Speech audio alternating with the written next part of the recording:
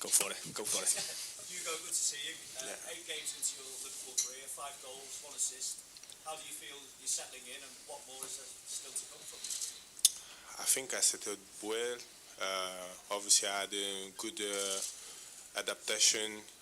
The boys, the staff, everybody in the club helped me so much to adapt to this new environment. So, yeah, I would say everything goes well, and you know how football is. You need to keep going and stay consistent. When you arrived as well, Alexander Isak wasn't here. He has arrived now. How has that impacted you? How do you view the competition that you have for places? And if you were to play in the same team together, how do you think is the best way it would work? Good question. I think, it's good. We play in such a big club. I can't see one big club playing just with only one striker. So I think it's good that is here, even for me, at my age, I think I have still a lot of things to improve and learn. So for me, it's good that he's here.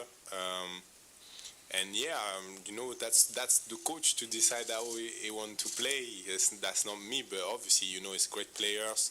I've been playing with in 2 striker composition, 1 striker, so I can do a lot of things. And if we have to play together, I can do that. If there's been one downside to your time at Liverpool so far, I'm guessing it's probably the second yellow card against Southampton. How do you look back on that incident now, particularly as it made sure that you missed the game against Crystal Palace at the weekend? I think that wasn't smart. Obviously, I punished myself alone, I would say. So I felt a bit disappointed to watch the boys from home the last Saturday. But as I said, I apologize to everybody already, to all my teammates. That kind of thing won't happen again. And I just move on now. I'm just looking forward to play, and I just focus on football. TRT Spor Serdar Kelleci. This is Serdar Kelleci from TRT Sports. Hugo Ekitike's moment of controversy and Liverpool's pre-Galatasaray build-up.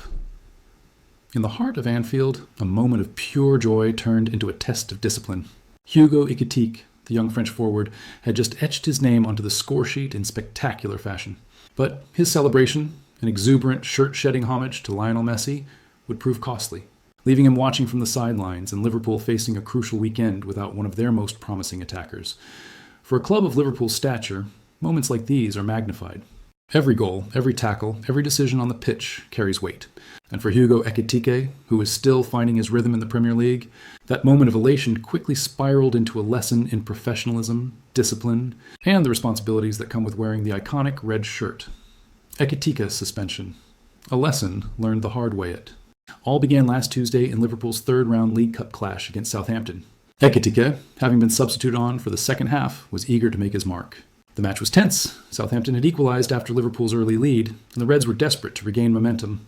Then came a moment of brilliance. Andy Robertson, always a key orchestrator in Liverpool's attack, spotted the streaking Federico Chiesa with a perfectly timed long ball into the final third. Chiesa, demonstrating the composure that has made him a fan favorite, controlled the pass and rolled it across the 18-yard box. There, unmarked and ready, Hugo Ekitike calmly slotted the ball home, marking his 4th goal in just 6 appearances for the Reds. The stadium erupted. Ekitike, caught in the moment, wheeled away in celebration. He tore off his shirt, revealing his name to the Anfield crowd, echoing the iconic gesture of Lionel Messi during his legendary El Clasico winner against Real Madrid in 2017. The emotion was raw, the euphoria tangible, but amid the roar, a voice of caution quickly interjected. Right back Jeremy Frimpong reminded him that he risked receiving a 2nd yellow card. Seconds later, Ekitike's moment of joy became a bitter pill. The referee brandished the red card. At 85 minutes, Liverpool's new signing was sent off, having punished himself for a lapse in judgment. The Reds, however, managed to hold on to their 2-1 lead and progress in the League Cup. But the cost was clear. Ekitike would miss the weekend Premier League clash against Crystal Palace. Reflecting on the incident ahead of Liverpool's Champions League fixture against Galatasaray, Ekitike expressed genuine remorse. I think that wasn't smart, obviously, he admitted during the pre-match press conference. I punished myself alone, I would say.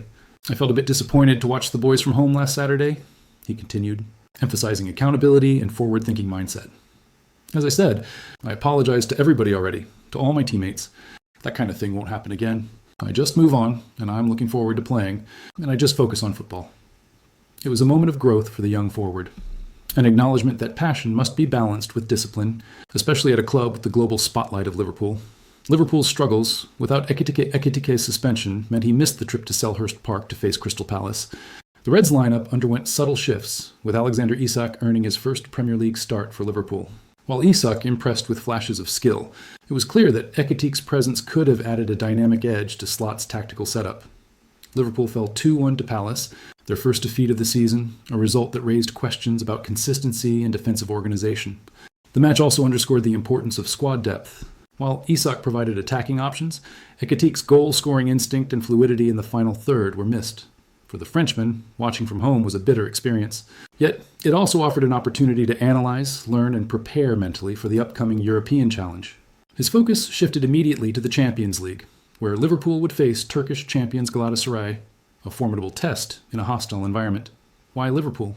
Ekitike's thought process. Amid the whirlwind of transfer speculation, Ekitike's choice of Liverpool over other interested clubs reflected ambition and strategic career planning. Liverpool are Premier League champions with great players and great history, he explained. I think it was a good choice for me, and that's why I chose Liverpool, as it was the best option, and I wanted to come. The decision was not just about joining a prestigious club, it was about stepping into a team with a winning mentality and the infrastructure to nurture young talent. Liverpool offered Ekitike the chance to learn from seasoned internationals, to play under a coach with a clear philosophy, and to compete on Europe's biggest stage. Ekitike's early performances suggested he was settling in seamlessly. His movement off the ball, technical skill, and composure in front of goal made him an exciting prospect. But, as the League Cup incident highlighted, adaptation also requires mastering the mental and disciplinary demands of top-flight Hugo Ekitike, is a name that has been rising rapidly in European football. Born in Reims, France, he developed through the local youth academy before making a name for himself with impressive goal-scoring exploits at the professional level. Known for his agility, intelligent movement, and clinical finishing, Ekitike combines the instinct of a poacher with the technical flair of a modern forward.